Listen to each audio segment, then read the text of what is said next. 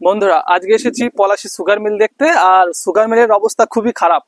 এই যে আপনারা দেখতে পাচ্ছেন, দুটো চিমনি রয়েছে। একটি অনেক আগের পুরনো এবং পরবর্তী একটি 2018 সাল পর্যন্ত এই চিমনিটি চালু ছিল। অর্থাৎ নদিয়া মুর্শিদাবাদের মধ্যে সব থেকে বড় শিল্প হচ্ছে এই পলাশী সুগার মিল।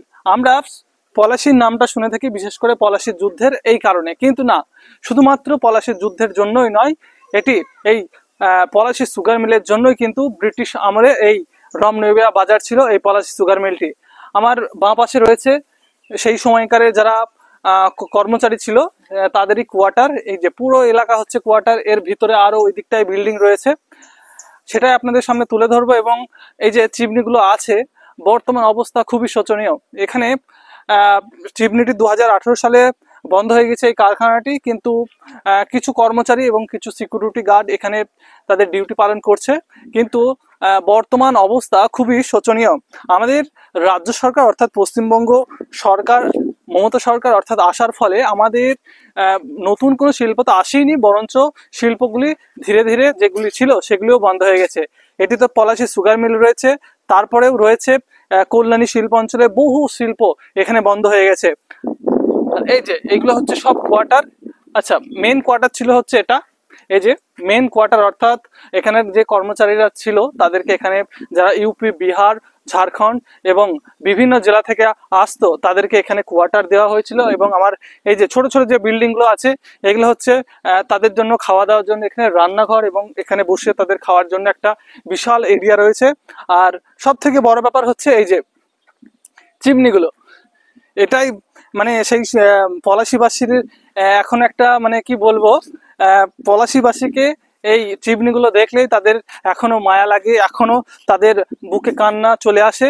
কেননা এই শিল্পগুলি যদি চালু থাকতো তাহলে পলাশীর মানুষজন আর ভিন রাজ্যে তাদের পরিযায়ী শ্রমিক হিসেবে থাকতে হতো না।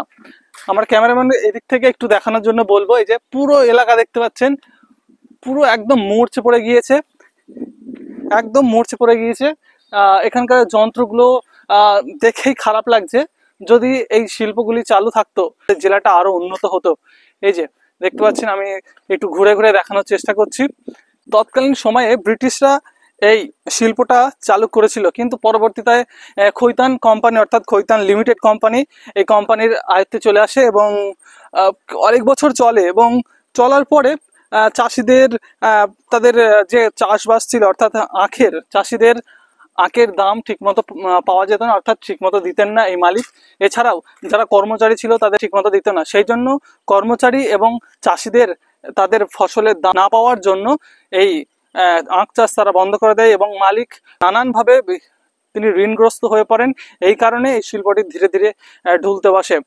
এছাড়াও শোনা যায় যে 2018 সাল পর্যন্ত এটি চলেছিল, কিন্তু তৎকালীন সেই সময়কারে যেহেতু এটি একটি প্রাইভেট কোম্পানি, এটি কোনো সরকারি সহায়তায় এটি তৈরি হয়নি, অর্থাৎ প্রাইভেট কোম্পানি তিনি না পারছেন সেটি চালাতে, কিন্তু সেটি রাজ্য সরকারের হস্তান্তর করা হলে হয়তো তিনি একটু ভেবে দেখতেন। কিন্তু আমাদের মুখ্যমন্ত্রী তিনি কর্ণপাতই করেননি বা